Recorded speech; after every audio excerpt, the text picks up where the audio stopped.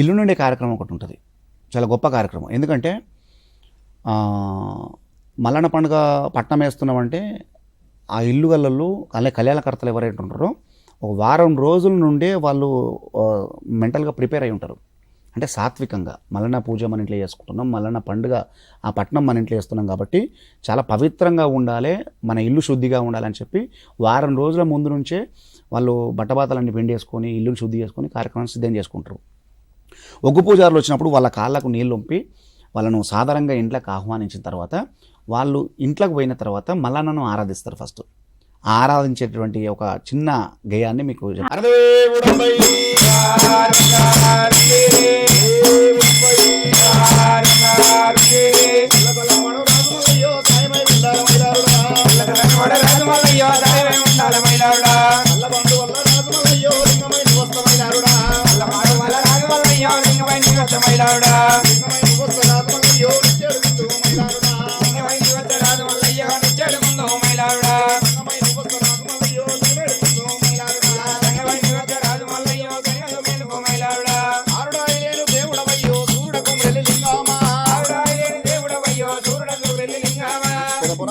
రాజమల్లయ్యో పేరణ దేవుడు మైలారుడా,